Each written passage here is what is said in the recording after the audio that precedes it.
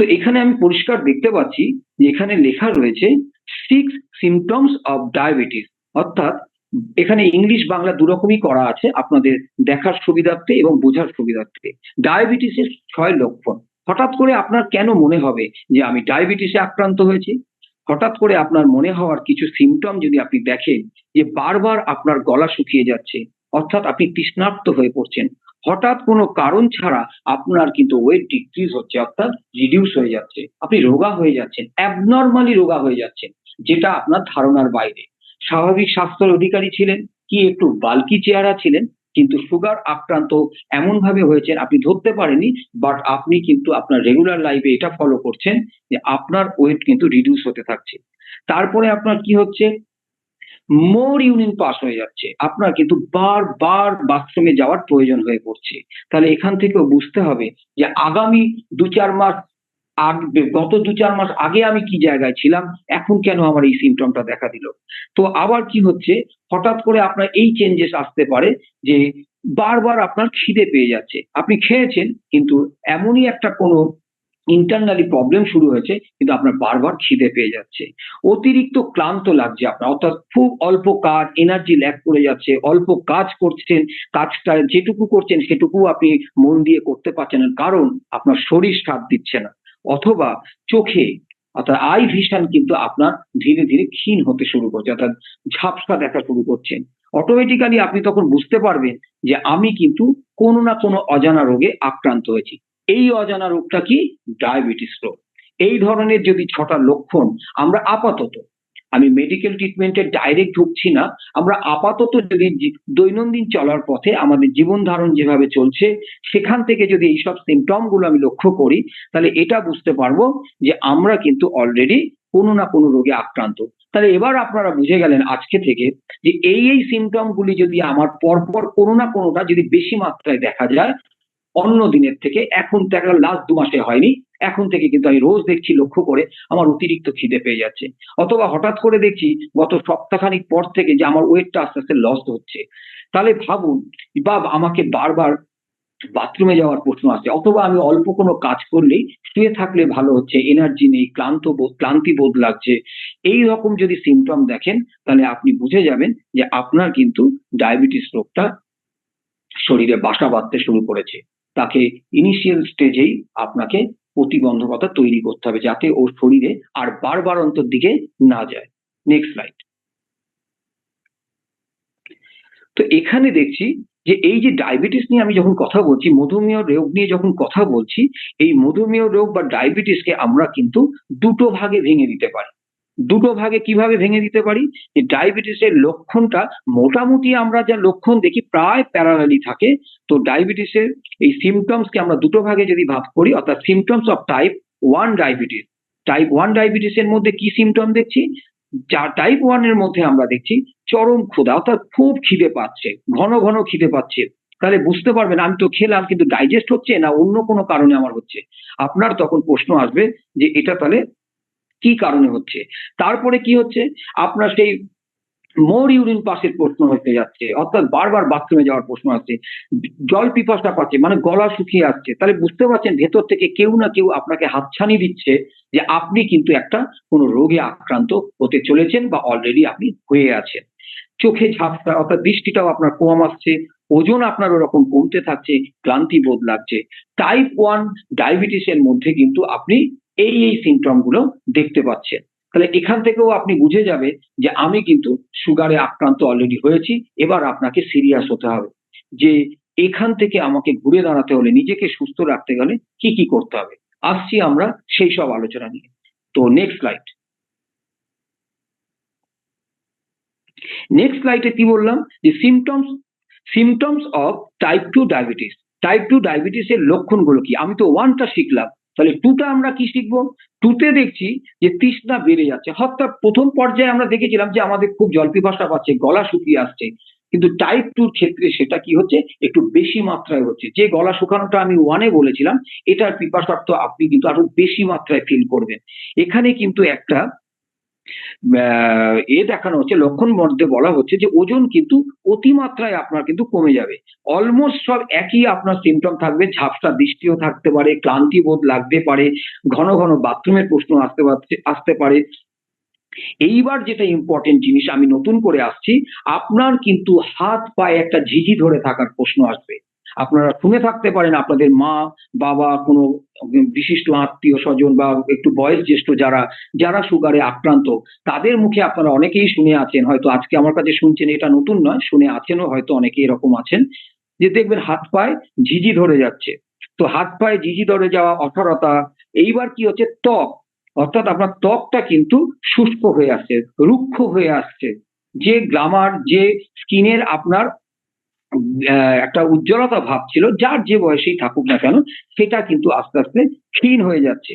তখন এখান থেকেও বুঝতে পারবেন যে আমরা অলরেডি শুষ্ক ত্বক হওয়া মানে একটা কিন্তু রোগে আক্রান্ত হয়ে আছি। সেম ভাবে কিন্তু এবার আসছি আমাদের কোনো ক্ষত। যদি আপনার শরীরে কোনো ক্ষত হয়, যদি আপনার শরীরে কোনো কেটে যায়, অর্থাৎ ঘা হয়, সমস্ত কিছু কিন্তু আপনার সারতে দেরি হবে। This is the must important. এই ইম্পর্টেন্ট জিনিসটা হচ্ছে, আপনি দেখবেন কেটে গেল, আপনি কোনো অপারেশন করতে যাবেন, আপনার কোথাও হয়তো ঘা হয়েছে, অন্য কোনো কিছু সমস্যা হয়েছে, সেইটা কিন্তু আপনার বাড়ন্ত হয়ে যাবে। কারণ কি, সুগার যদি আপনার টাইপ 2 এর মধ্যে চলে আসে, তাহলে এই জিনিসগুলো কিন্তু দেখা যাবে। তো কোথাও কেটে গেছে, রক্ত বন্ধ হচ্ছে না, কোথাও ঘা হয়েছে, শুকাতে চাইছে না, অর্থাৎ আপনি বুঝে গেলেন যে আপনি কিন্তু খুব ভালো মতো ডায়াবেটিসে আক্রান্ত হয়ে গেছেন।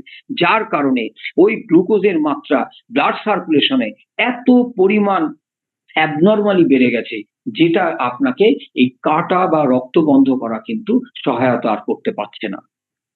এইটা কিন্তু আপনাকে আর সহায়তা করতে পারছে না। এবার আপনাকে দেখতে হবে যে আমি এই জায়গা থেকে ধরে ফেললাম যে আমার ডায়াবেটিস হয়েছে, অর্থাৎ আমি মধুমেহ রোগে আক্রান্ত হয়েছি। এবার আমাকে কি করতে হবে? আমি কি মধুমেহ রোগে আক্রান্ত হয়েছি এটা জেনে চুপ করে বসে থাকবো? আমি মধুমেহ রোগে আক্রান্ত হয়েছি এটা জেনে কি আমি বন্ধু বান্ধব, আত্মীয় স্বজন, পাড়া প্রতিবেশীর সাথে আলোচনা করব? আমি মধুমেহ রোগে আক্রান্ত হয়েছি বলে যার সুগার হয়েছে শুধুই তার সাথেই কথা বলবো? নো। আমরা শুধু সেই সব অপেক্ষায় থাকবো না। আমরা থাকবো যে আমরা এখান থেকে নিজেকে কি করে আবার সুস্থ স্বাভাবিক জীবনে ফিরিয়ে আনবো। তো নেক্সট স্লাইড।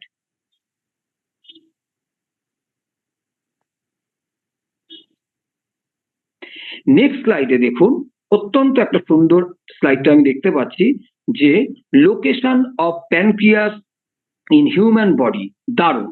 অর্থাৎ এই যে আমার এটা হলো সুগার বা ডায়াবেটিসটা আমার ধরা পড়লো, তাহলে এর মেন ভূমিকায় কে রয়েছে, পেছন থেকে কে এর কার্যকারী ক্ষমতাটাকে কমিয়ে এত বড় রোগটাকে আমাকে শরীরে বাসা বাঁধতে সহায়তা করলো? সেটা হচ্ছে প্যানক্রিয়াস। প্যানক্রিয়াসটা কি, এর বাংলা হচ্ছে অগ্ন্যাশয়। এটা মানব দেহের একটি অর্গান। এই এই অর্গানটা অনেকটা পাখির পালকের মতো দেখতে, কিন্তু এর ফাংশন একটা মানুষকে যেমন সুস্থও রাখতে পারে, আবার একটা মানুষকে মৃত্যুর কোলে ঠেলেও দিতে পারে। এটা আপনাকে দেখতে হবে যে প্যানক্রিয়াসটা আগে দেখে নিতে হবে যে এটা কোথায় আছে। প্যানক্রিয়াসটা আগে দেখতে হবে আমাদের মানব দেহের কোথায় আছে। একটু রাইট সাইডে আপনার ছবিতে দেখতে পাবেন, আমাদের অনেক সময় ধারণা হয়, আমরা চলতি পথে আমরা কিন্তু বলে থাকি। কি বলে থাকি আমরা চলতি পথে? প্যানক্রিয়াস থেকে ইনসুলিন তৈরি হচ্ছে না, প্যানক্রিয়াস থেকে ইনসুলিন না হওয়ার জন্য আমাদের মনে হচ্ছে সুগারটা বেড়ে গেছে, সুগার কমে গেছে, ইত্যাদি ইত্যাদি। আরে প্যানক্রিয়াসটা কোথায়, তার অবস্থান কোথায়, মানব দেহের কোথায় আছে, পিঠের পেছনে, ঘাড়ের ওপরে, না মাথায়, না পেটে, কোথায় আছে? সেইটা আমরা একটু আমরা দেখার জন্য আজকে আমি এই স্লাইডটাতে দেখতে পাচ্ছি, খুব দুর্দান্ত ভাবে দেখানো আছে যে অগ্ন্যাশয়টা আপনারা একটু খেয়াল করুন ভালো করে, যে প্রথমেই কিন্তু আমি যকৃৎ অর্থাৎ লিভার দেখতে পাচ্ছি। লিভারের পরেই আমরা পেটের একটা মাংসপিণ্ড দেখতে পাচ্ছি, তার ফ্রন্ট পেজটা দেখতে পাচ্ছি। ফ্রন্ট পেজ দেখার পরে আপনারাও আমার সাথে হয়তো একমত হবেন, দেখুন একটা ইয়েলো কালারে ছোট্ট পাখির পাল, এটা স্পেসিফিক ভাবে গেলে আপনি পাখির পালক দেন, very good, thank you Sayan. তো এই যে আপনি ইয়েলো কালারের একটা জিনিস দেখতে পাচ্ছেন, যে অর্গানটা দেখতে পাচ্ছেন, দেখবেন এটাকে যখন আমি ইন্ডিভিজুয়াল দেখাবো, দেখবেন একটা পাখির পালকের মতো। তাহলে এর অবস্থানটা কোথায় হলো? লিভারের তলায় একটা পেটের অংশ তলায় হচ্ছে আমাদের অগ্নাশয়, যেটাকে প্যানক্রিয়াস বলছি, তার তলায় আমাদের কিন্তু কোলন আছে। এবার কি হলো, ওই পেটের অংশ আর কোলনের মাঝখানে কিন্তু আমাদের এই অগ্নাশয়টা রয়েছে, অর্থাৎ প্যানক্রিয়াসটা রয়েছে। তাহলে এটা আমরা বুঝে গেলাম যে আমাদের প্যানক্রিয়াসের অবস্থানটা কোথায়। তো প্যানক্রিয়াসের তলায় কি আছে? প্যানক্রিয়াসের তলায় দেখুন, একটা স্লাইডে আমি দেখতে পাচ্ছি যে এখানে রক্তর একটা ছবি দেখানো হচ্ছে। রক্ত জালিকার থেকে রক্তের যে একটা সিম্বল, সেখানে একটা স্বাভাবিকভাবে এখানে দেখানো হয়েছে, যেখানে দেখানো হচ্ছে যে একটা স্বাভাবিক রক্তে গ্লুকোজের পরিমাণ, আপনারা বাঁ সাইডটা একটু লক্ষ্য করুন ছবিটা, যে স্বাভাবিক রক্তের গ্লুকোজ, অর্থাৎ জেনারেল যারা সুগারে আক্রান্ত নয়, তাদের ব্লাড সুগারে যারা আক্রান্ত নয়, তাদের রক্তের অবস্থাটা দেখুন। বাঁ দিকে যেটা আছে স্বাভাবিক রক্তের গ্লুকোজ, অর্থাৎ গ্লুকোজ গুলোকে আপনারা দেখতে পাবেন এখানে অ্যারো মার্কিং করা আছে, হলুদ ডট, ইয়েলো ডট গুলো একটু লক্ষ্য করবেন। স্পেসিফিক করো, থ্যাংক ইউ সো মাচ। তো দেখতে পাচ্ছেন গ্লুকোজটা কিন্তু আমরা রক্তের যখন স্বাভাবিক রক্তে যখন গ্লুকোজের পরিমাণ থাকবে, সেখানে দেখুন একটা ইয়েলো ডট আছে, এটাকে আমরা গ্লুকোজ বলছি। এই রক্তের মধ্যে গ্লুকোজের সংখ্যা দেখুন কত কম। এই রকম যদি গ্লুকোজের মাত্রা রক্তের মধ্যে থাকে, সেটাকে আমরা স্বাভাবিকের মধ্যে ফেলতে পারি। কিন্তু রাইট সাইডে গিয়ে দেখুন, ওই রক্তের সিচুয়েশনটা দেখুন, উচ্চ রক্তে গ্লুকোজ।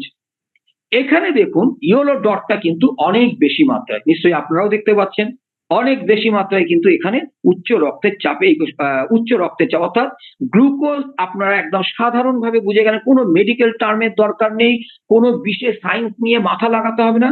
সিম্পল কথাটা ভাবুন, ডান দিক আর বাঁ দিক। বাঁ দিকে রক্তটার ভেতরে দেখুন হলুদ হলুদ পয়েন্ট, যেটাকে গ্লুকোজ বলছি, খুব কম মাত্রায় আছে, রাইট? কিন্তু ডান দিকে হলুদ হলুদ পয়েন্ট গুলো দেখুন, ডট গুলো দেখুন, একটু বেশি মাত্রায় আছে। অর্থাৎ সোজা বাংলায় যেটা বলে, রক্তের মধ্যে গ্লুকোজের পরিমাণ বেশি থাকলে উচ্চ গ্লুকোজের পরিমাণ এসে যাচ্ছে রক্তে গ্লুকোজ, আর এই গ্লুকোজের পরিমাণ রক্তের মধ্যে যেটা কম আসছে, সেটা স্বাভাবিক থাকছে। তাহলে উচ্চ আর স্বাভাবিকের ডিফারেন্স কিন্তু আপনারা বুঝে গেলেন। আশা করছি আপনারা এখান থেকে এটা বুঝতে পারলেন যে উচ্চ আর বেশি মাত্রা আর কম মাত্রায় রক্তের স্বাভাবিক পরিমাণ কি থাকতে পারে, রাইট? তো এবার আমরা আসবো, প্যানক্রিয়াসের অবস্থানটা বুঝে গেলাম। আজকে থেকে আমরা এটা শিখে নিলাম যে প্যানক্রিয়াস শরীরে আছে, সে নাকি ইনসুলিন বানায়, সেই নাকি মনিটরিং করতে, সেই নাকি রিমোট কন্ট্রোল, কোন চ্যানেলে দেখবে, কোন চ্যানেলের ছবি দেখবে না, এই প্যানক্রিয়াস এটা মনিটরিং করে। কিন্তু আমরা অনেকেই এটা গন্ডগোল করে ফেলছি যে মানব দেহে, অর্থাৎ হিউম্যান বডিতে প্যানক্রিয়াসের অবস্থানটা কোথায়, রাইট? তো আমরা আজকে শিখে গেলাম, আশা করি, যে প্যানক্রিয়াসের অবস্থানটা কোথায় আছে এবং তার রক্তের স্বাভাবিক আর উচ্চ পর্যায়ে গ্লুকোজের কি মাত্রা হলে কোনটা স্বাভাবিক কোনটা অস্বাভাবিক, অর্থাৎ উঠতে, সেটা বুঝলাম। Thank you. Next slide. এবার দেখুন, অত্যন্ত দারুণ একটা পয়েন্ট আমি দেখতে পাচ্ছি, the role of the pancreas in the human body for diabetes. বাহ, চমৎকার! মধুমেহ রোগের জন্য মানব দেহে অগ্নাশয় অথবা প্যানক্রিয়াসের ভূমিকা। তো আমরা কি শিখলাম আগের স্লাইডে, যে প্যানক্রিয়াস মানব দেহে কোথায় অবস্থান করে আছে, তার পজিশনটা কোথায়, সেটাও তো আমাদের একটু জেনে রাখা দরকার। আমরা সায়েন্স ব্যাকগ্রাউন্ড যাবো না, আমরা হালকা করে একটা ভাষা জেনে যাব যে আমরা সুগারটা ব্যাপারটা কি, কেন আমরা সাপ্লিমেন্ট নেব, কেনই বা সাপ্লিমেন্ট নিলে আমরা সুস্থ হব, আর সুগারের সোর্স কোথা থেকে হচ্ছে মানব দেহে, সেটা শিখলাম। এবার শিখলাম যে প্যানক্রিয়াস ওয়ার্ডটা তো শিখে গেলাম, সে মানব দেহের কোথায় আছে। এবার আমরা শিখছি the role of the pancreas in the human body for diabetes, অর্থাৎ প্যানক্রিয়াসের ভূমিকাটা কি হিউম্যান বডিতে মধুমেহ রোগের জন্য। অবশ্যই প্যানক্রিয়াসের ভূমিকাই তো এখানে মারাত্মকভাবে রোল প্লে করছে। কি রোল প্লে করছে? আপনারা ডান দিক স্লাইডটা দেখুন। ডান দিক স্লাইডটা গিয়ে আপনারা কঠিন ভাবে ভাববেন না, একদম ইজি ভাবে দেখুন। ডান দিকে যে অগ্নাশয়, এই অগ্নাশয় যেটা আমি আপনাদের দেখালাম, অগ্নাশয়ের ভেতরটা অনেকগুলো কোষের সমাহার আছে, রাইট? কি বললাম? অনেকগুলো কোষের সমাহার আছে। এই কোষগুলোকে আমরা সেল বলছি। তো আমরা প্যানক্রিয়াস থেকে কি বেরোচ্ছে, নির্গতটা কোন হরমোন নির্গত হচ্ছে? প্যানক্রিয়াস থেকে কিন্তু ইনসুলিন নির্গত হচ্ছে, অ্যামিনিন বলে আর একটা হরমোন নির্গত হচ্ছে। এই প্যানক্রিয়াসের মধ্যে যেগুলো সেল আছে, তাদের মধ্যে হচ্ছে ইম্পর্টেন্ট সেল হচ্ছে দুটো, number one, alpha cell. Alpha cell নিয়ে আমি খুব বেশি আলোচনা করতে যাচ্ছি না, তাহলে এটা বেশি বায়োলজিক্যাল কনসেপ্ট এসে যাবে। আমি আসছি আপনাদের সেকেন্ড যেটা ইম্পর্টেন্ট সেল প্যানক্রিয়াসের মধ্যে, বিটা সেল। রাইট? বুঝতে পারলেন আমি কোন সেলটা নিয়ে আলোচনা করছি? Beta sell. কারণ বিটা সেলের মধ্যে কিন্তু আমাদের এই যে জিনিসটা নিয়ে এতক্ষণ আলোচনা করছেন, ইনসুলিন, এই ইনসুলিন কিন্তু বিটা সেলের ভেতর থেকেই নির্গত হচ্ছে। এই বিটা সেলটা এত বড় মাপে প্যানক্রিয়াসে রোল প্লে করছে যে এখান থেকে ইনসুলিন বেরোচ্ছে। সুস্থ স্বাভাবিক মানুষের ইনসুলিন রক্তের গ্লুকোজের মাত্রাকে নিয়ন্ত্রণ করার জন্য দারুণ ভাবে বেরোচ্ছে।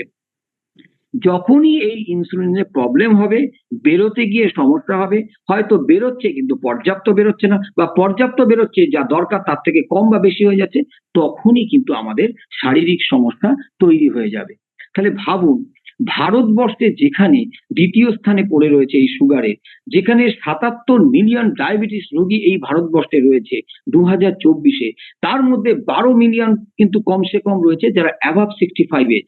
রাইট? যাদের 65 বছরের ঊর্ধ্বে বয়স্ক মহিলারা বা পুরুষরা, তাদের কিন্তু এই সুগার ভীষণভাবে আক্রান্ত করেছে। এইবার যদি নাকি সেটা আরো আমরা 20 বছর এগিয়ে যাই, তাহলে কিন্তু এটা 110 থেকে 15 মিলিয়নে চলে যাবে। অর্থাৎ অঙ্কে বোঝার সুবিধার জন্য 1 মিলিয়ন সমান সমান 10 লক্ষ। এবার ভাবুন কি রেশিওতে এটা ইনক্রিজ করে যাচ্ছে। ভাবুন শুধু একবার। আর আমাদের পিছিয়ে থাকার সময় নেই। আমরা তাহলে কি দেখলাম? যে সুগার কিন্তু আমাদেরকে যথেষ্ট দুশ্চিন্তায় ফেলছে। That is called silent killer. এটা কিন্তু আপনাকে নিস্তব্ধে মৃত্যুর দিকে ঠেলে দেবে। তাই আর দেরি না করে আপনার অত্যন্ত সচেতন হন, কখনোই এই রোগটিকে অবহেলা করবেন না। তো আমরা যেটা প্যানক্রিয়াসের যে সেলটার মধ্যে ঢুকেছিলাম, এই বিটা সেল থেকে কিন্তু আমরা ইনসুলিন নির্গত হতে শুনলাম। এই ইনসুলিন কিন্তু পর্যাপ্ত পরিমাণে বেরোচ্ছে কি পর্যাপ্ত পরিমাণে বেরোচ্ছে না, সেই ফাংশনটা কিন্তু শারীরিক গঠনগত কারণে হবে। সেটা বয়সজনিত কারণে হতে পারে, বা আনুষঙ্গিক কোনো সমস্যা শারীরিক থাকলে তখন কিন্তু ইনসুলিন তার ফাংশনকে অ্যাবনর্মাল সিস্টেমে নিয়ে যাবে। অর্থাৎ আপনাকে যদি একটা ধরে নিন আপনার বাড়ির একটা কোষ, এই বিটা সেল কোষটাকে যদি আমি ধরে নিই আপনার বাড়িতে একটা বাথরুমের চৌবাচ্চা, একটু মন দিয়ে শুনুন, যদি ধরে নিই বাথরুমের চৌবাচ্চা, এই বাথরুমের চৌবাচ্চার মধ্যে আপনি যদি ইনসুলিন একটা পয়েন্ট আপনার জলের লাইন ঢুকছে, ধরে নিলাম ওটা দিয়ে আপনার ইনসুলিন ঢুকছে, আর একটা পয়েন্ট কিন্তু আপনার জলের লাইন বেরোচ্ছে। তাহলে কি বেরোচ্ছে? তাহলে আপনি যদি ইনসুলিন দেন তাহলে অর্থাৎ জল ঢুকছে চৌবাচ্চায়, ওই কোষটার মধ্যে, চৌবাচ্চাটাকে আমি কোষ বলে উদাহরণ দিচ্ছি, ওই কোষটার মধ্যে যখনই ইনসুলিন অর্থাৎ জলটা ঢুকবে পাইপ লাইন দিয়ে একটা পয়েন্ট দিয়ে, তখন আর একটা পয়েন্ট কিন্তু ওপেন হবে। কি অদ্ভুত দেখুন এই মানব শরীর। যদি ইনসুলিন ঢুকতে পারে আপনার কোষের মধ্যে স্বাভাবিকভাবে, তাহলে কিন্তু আপনার অপর দিকে কোষের ওই গ্লুকোজ কিন্তু ঢোকার রাস্তা পাবে। আর যদি আপনার ইনসুলিন কোষের মধ্যে ঢুকতে না পারে, তাহলে কিন্তু গ্লুকোজ আপনার ওই কোষে ঢুকতে পারবে না। তাহলে কোষের চাবি হিসাবে ব্যবহার হচ্ছে ইনসুলিন। রাইট? এই ইনসুলিন যদি ঢুকতে না পারে, তাহলে কিন্তু গ্লুকোজও আর রক্তের এই কোষের মধ্যে ঢুকতে পারছে না। তাহলে এবার প্রশ্ন হচ্ছে, গ্লুকোজ যদি রক্তের মধ্যে, কোষের মধ্যে না ঢোকে, এই গ্লুকোজ কিন্তু আপনাকে শক্তি দিচ্ছে, এই গ্লুকোজ কিন্তু আপনাকে এনার্জি দিচ্ছে, এই গ্লুকোজ আপনাকে কিন্তু কাজ করার ক্ষমতা দিচ্ছে। ভাবুন, সেই গ্লুকোজ কিন্তু আপনার কোষে যদি ইনট্যাক্ট না হতে পারে, যদি পথ রুদ্ধ হয়ে যায়, না ঢুকতে পারে, ইনসুলিন তার চাবির কাজ করছে, যদি না খুলে দেয় পথ, তাহলে কিন্তু গ্লুকোজ ঢুকতে পারছে না। এবার ভাবুন, ওই গ্লুকোজ যদি না ঢোকে, তাহলে কিন্তু গ্লুকোজ রিটার্ন চলে যাচ্ছে, রিটার্ন গিয়ে ব্লাড সার্কুলেশনের মধ্যে অ্যাবনর্মালি হিউজ অ্যাকাউন্ট তৈরি করে ফেলছে। অর্থাৎ বেশি মাত্রায় গ্লুকোজটা কিন্তু রক্তে হয়ে যাচ্ছে, অর্থাৎ রক্তের মধ্যে শর্করার পরিমাণ বৃদ্ধি ঘটাচ্ছে due to reason insulin. Insulin তার সার্ভিস ঠিকঠাক না দিতে পেরে গ্লুকোজকে ব্যাক করিয়ে দিল, ব্যাক করিয়ে দিয়ে হিউজ পরিমাণ ব্লাড সার্কুলেশনের মধ্যে গ্লুকোজ তৈরি হয়ে গেল। That is called sugar. এই গ্লুকোজ যখন রক্তে শর্করার পরিমাণ বেড়ে যাচ্ছে, তখন কিন্তু আপনার সুগার একদম টাইপ 1 অথবা টাইপ 2 এইটা হতে পারছে। এই টাইপ 1 টাইপ 2টা আবার তাহলে কি দাঁড়ালো? টাইপ 1 হচ্ছে অগ্নাশয়, অর্থাৎ এই প্যানক্রিয়াস যদি ইনসুলিন তৈরি না করতে পারে, তাহলে কি হচ্ছে, তখন কিন্তু টাইপ 1 এর মধ্যে সেটা চলে যাচ্ছে, অর্থাৎ ইনসুলিন আর তৈরি করতে পারলো না, অর্থাৎ আপনাকে বাইরের সোর্স থেকে ইনসুলিন দিতে হবে, দ্যাট ইজ কল্ড টাইপ 1। কিন্তু ইনসুলিন তৈরি করতে পারছে প্যানক্রিয়াস, কিন্তু পর্যাপ্ত পরিমাণে তৈরি করতে, অর্থাৎ অল্প বিস্তর করছে। সেখানে কিন্তু আপনার সিমটম হতে পারে, ডায়েট কন্ট্রোল করেও আপনি এটাকে কন্ট্রোলে আনতে পারবেন, ওজনটাকে আপনাকে কমাতে হতে পারে, ওষুধপত্র খেতে হতে পারে, ইনসুলিনও আপনি বাইরে থেকে ইনটেক করতে পারেন। তাহলেও কিন্তু এই টাইপ 2 এর মধ্যে আপনি কিছুদিন হলেও সুস্থ থাকতে পারবেন যদি আপনি কেয়ারি হন। তাহলে এখান থেকে আমরা বুঝতে পারলাম যে প্যানক্রিয়াস কত বড় রোল মডেল প্লে করছে এই সাবজেক্টটার উপরে, রাইট? Next slide. তো এতক্ষণ ধরে আমরা মানব শরীরের অর্থাৎ হিউম্যান বডির উপরে দেখলাম যে সুগারটা ক্রিয়েট হচ্ছে কি করে শরীরের ভেতরে। এই যে একটা সাইলেন্ট কিলার, একটা ভেরি ভেরি ডেঞ্জারাস ডিজিজ, এটা ক্রিয়েট হচ্ছে কি করে সেটা দেখলাম। এবার দেখছি the role of supplements for wellness. দারুণ। সুস্থতার জন্য আমাদের সাপ্লিমেন্ট অর্থাৎ পরিপূরকের ভূমিকা কি? অবশ্যই আমাদের এই সাপ্লিমেন্ট অর্থাৎ মোদি কেয়ার, মোদি কেয়ারের সাপ্লিমেন্ট আপনার কাছে আপনার জীবনকে বাঁচিয়ে রাখতে একটা ম্যাজিক্যাল প্রোডাক্ট। আপনি এই সাপ্লিমেন্ট গুলো মোদি কেয়ারের শুধুমাত্র সুগার বলে নয়, যে কোনো ডিজিজের জন্য আপনি যদি উপযুক্ত গাইডলাইন মেনটেন করে সাপ্লিমেন্ট ইউজ করেন, আমি অন্তত আপনাকে দায়িত্ব নিয়ে বলতে পারি বা আপনাদের দায়িত্ব নিয়ে বলতে পারি আপনি সুস্থ হবেন হবেন হবেন। তাহলে বুঝতে পারছেন এই ওয়েলনেসে কত বড় ভূমিকা থাকলে এই রকম জোর দিয়ে আমরা কিন্তু এই কথা বলতে পারি। তাহলে ওয়েলনেসের কি হলো সুবিধা? ওয়েলনেস নিয়ে কেন আমি কথা বলতে যাচ্ছি? মোদি কেয়ারের ওয়েলনেস পুরোটা হচ্ছে সায়েন্স এবং আয়ুর্বেদিক দুটোকে মেলবন্ধন করে কিন্তু এই প্রোডাক্ট রেঞ্জটা তৈরি হচ্ছে। অর্থাৎ আপনাকে সায়েন্সকে অস্বীকার করে কিন্তু এই প্রোডাক্ট তৈরি হচ্ছে না। আবার আয়ুর্বেদিক অর্থাৎ প্রাকৃতিক ভেষজ জিনিস নিয়ে কিন্তু এই প্রোডাক্ট গুলো তৈরি হচ্ছে। তাহলে এটা আমরা বুঝে গেলাম যে মোদি কেয়ারের সাপ্লিমেন্ট যদি আমরা ইউজ করি তাহলে আমাদের আর পার্শ্ব প্রতিক্রিয়া তো হবেই না, উল্টে আমরা বড় বড় রোগের আক্রান্তর হাত থেকে নিজেকে কিন্তু রক্ষা করতে পারবো, যেটা ম্যাডাম বলে গেছিলেন যে প্রিকশন নিতে পারবো। তো আমরা সুগার হলে বা সুগার স্বাভাবিক পর্যায়ে থাকলেও কিন্তু আমরা এই প্রিকশন ওয়েলনেসের সাপ্লিমেন্টের মাধ্যম দিয়ে কিন্তু নিতে পারবো। তো নেক্সট স্লাইড। আমরা তো শুনলাম যে সাপ্লিমেন্ট আমরা ডায়াবেটিসের জন্য নিতে পারবো। তাহলে কি কি সাপ্লিমেন্ট আমরা নিতে পারবো সেই কথা এবার আমি আসছি। কি কি সাপ্লিমেন্ট নিতে পারবো? Gluco Health is a breakthrough supplement for diabetes. দেখুন, গ্লুকো হেলথ বলে একটি সাপ্লিমেন্ট আছে, এটা যুগান্তকারী সম্পূরক মধুমেহ রোগের জন্য।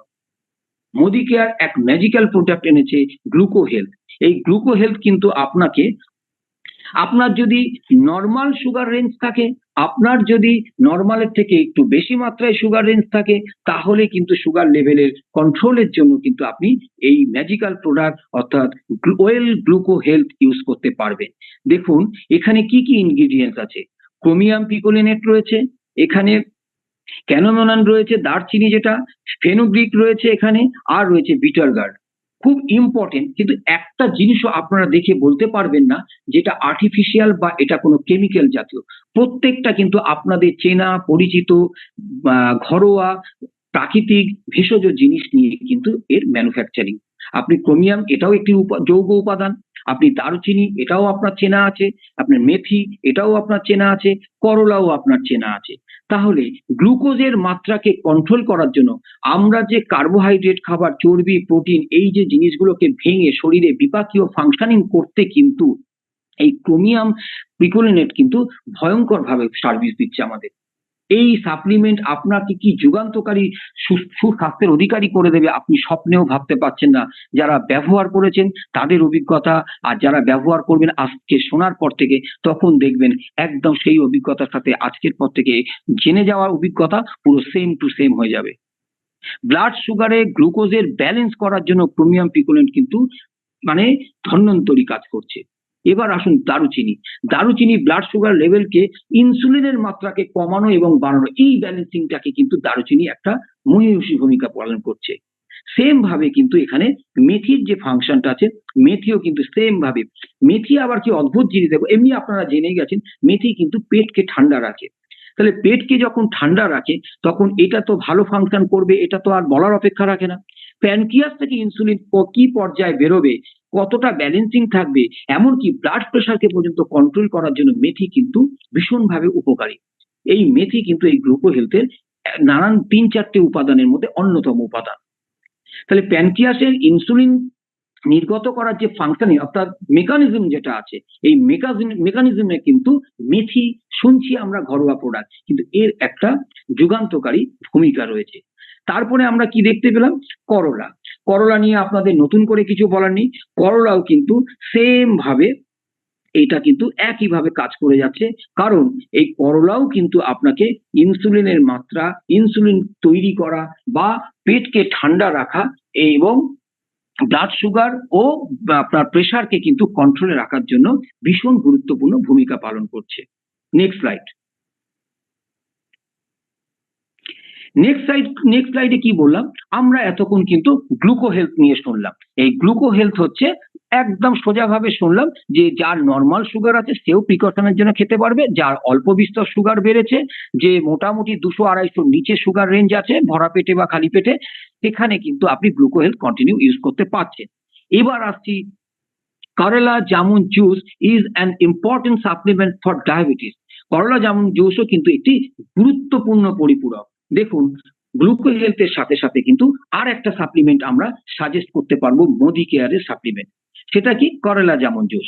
করলা জামুন জুসে কি রয়েছে, এখানে হচ্ছে করলা একটা জৈবিক উপাদান, বুঝতেই পারছেন আপনারা যে আমাদের এটা একেবারে ন্যাচারাল জিনিস। আর সাথে আছে কালো জাম। করলা জামুন জুস অর্থাৎ নামের সাথেই আপনারা বুঝতে পেরেছেন যে এখানে আমরা করলা অর্থাৎ তেতো, এই যে এটা আমাদের আয়ুর্বেদিক জিনিস, এবং করলা আর সাথে হচ্ছে জাম, কালো জাম, এটাও আপনারা বুঝতে পারছেন একটা ফল, এটা গ্রীষ্মকালীন ফল। তাহলে এই দুটো সংমিশ্রণে কিন্তু করলা জামুন জুস তৈরি হয়েছে। করলাকে কিন্তু আমরা ইনসুলিনের ব্যাংক বলে থাকি, করলাকে আমরা ইনসুলিনের ব্যাংক বলে থাকি, অর্থাৎ করলা যদি আপনার শরীরে যায়, ইনসুলিন কিন্তু সাথে সাথে তৈরি হওয়ার কিন্তু একটা প্রবণতা শুরু হয়ে যায়, অর্থাৎ ইনসুলিনের একটা অনুরূপ যৌগ কিন্তু এই করলা, যাকে আমরা পি ইনসুলিন বলতে পারি, রাইট? এইটা আবার চোখের ক্ষেত্রে ভীষণভাবে, যেটা পি ক্যারোটিন বলা হয়, চোখের জন্য খুব উপকারী। তাহলে এক করলা কিভাবে আমাদেরকে কিন্তু হেল্প করে যাচ্ছে, তাহলে দেখুন। এবার আসছি কালো জাম। কালো জাম কিন্তু সেম একইভাবে রক্তের শর্করার মাত্রা কমায়, অর্থাৎ ডায়াবেটিসকে কিন্তু সরাসরি নিয়ন্ত্রণ করতে ও ভূয়সী প্রশংসা পেয়ে এসছে এই কালো জাম। আপনারা মোদি কেয়ারের সাপ্লিমেন্টের কথা আজকে শুনেছেন ঠিকই, কিন্তু কালো জামের কথা কিন্তু আপনারা আগেও শুনেছেন যে সুগার নিয়ন্ত্রণ, কেউ কেউ শুনে আছেন হয়তো, সুগার নিয়ন্ত্রণের জন্য কিন্তু গুরুত্বপূর্ণ ভূমিকা পালন করে এই ফলটি, কালো জাম। তাহলে করলা জামুন জুস কত বড় উপকারে লাগবে সেটা আমরা বুঝতে পারলাম এই সাপ্লিমেন্টের মাধ্যম দিয়ে। করলা জামুন জুস কিন্তু ইউজ করব তখনই যখন সুগার লেভেলটা কিন্তু আমাদের একটু বেশি মাত্রায় থাকবে, অর্থাৎ অ্যাবভ 200, 200-র ওপরে সুগার লেভেল না থাকলে করলা জামুন জুসটা কিন্তু আপনারা ইউজ করবেন না, তাহলে কিন্তু আপনারা গ্লুকো হেলথের ওপরেই থাকবেন, আর করলা জামুন জুস নিতে হবে না। যাদের ডায়াবেটিসের, আপনারা ছবি দেখেও বুঝতে পারছেন পাশে যে এই রকম প্রোডাক্টের আমাদের বোতল হয়, সেখানে কিন্তু 200-র ওপরে যদি সুগার লেভেল থাকে, সেক্ষেত্রে আপনারা কিন্তু ইউজ করতে পারবেন, নির্দ্বিধায় ইউজ করতে পারবেন। আশা করি সেখান থেকে কিন্তু আপনাদের সুগার লেভেল কন্ট্রোলে আসবে, রাইট? এবার আসছি আমরা নেক্সট স্লাইডে। নেক্সট স্লাইড হচ্ছে, all plant protein powder is an essential supplement for diabetes. ভাবুন, মধুমেহ রোগের জন্য মোদি কেয়ারের আরো একটি অতীব গুরুত্বপূর্ণ প্রোডাক্ট হচ্ছে অল প্ল্যান্ট প্রোটিন পাউডার। কি বললাম? অল প্ল্যান্ট প্রোটিন পাউডার, অর্থাৎ অল প্ল্যান্ট প্রোটিন পাউডারটা আপনাকে কিন্তু সুগার রোগের আক্রান্ত হলে এই মোদি কেয়ারের সাপ্লিমেন্টটা আপনি কিন্তু ব্যবহার করতে পারবেন, এবং অত্যন্ত অপরিহার্য সাপ্লিমেন্ট এইটা সুগার পেশেন্টের জন্য, অর্থাৎ ডায়াবেটিক পেশেন্টের জন্য। কেন অপরিহার্য? কি এতে জাদু আছে যে এটা খেলে সুগারে অনেক সুবিধা হবে? হ্যাঁ, এই একটি আয়ুর্বেদিক এবং সায়েন্স গাইডলাইন মেনটেন করে একটা ভীষণ ভীষণ ভালো প্রোডাক্ট ইউজ করে আমাদের মোদি কেয়ার নিয়ে এসছেন, যেটা অল প্ল্যান্ট প্রোটিন পাউডার। এবার দেখুন, অল প্ল্যান্ট প্রোটিন পাউডারটা, এই প্রোটিন কথাটা আপনারা শুনতে পাচ্ছেন। আপনি যখন সুগারে আক্রান্ত হবেন, ডায়াবেটিসে আক্রান্ত হবেন, তখন কিন্তু আপনাকে অনেক কিছু খাদ্য খাদ্যাভ্যাস যেটাকে বলা হয় অর্থাৎ ফুড হ্যাবিট আপনাকে কিন্তু চেঞ্জ করতে হবে। অর্থাৎ আপনাকে কিন্তু একটা ব্যালেন্স ডায়েটে চলে আসতে হবে। এবার ভাবুন, ডাক্তার আপনাকে বলছে, আপনার আত্মীয়-স্বজন আপনাকে বলছে, ভাত কম খেও, রুটি কম খেও, সবজি বেশি খেও, মিষ্টি খেও না, ওটা খেও না, এটা খেও না। এত এত কিলোমিটার জোরে, জোরে হেঁটে ঘাম ঝরিয়ে হাঁটো।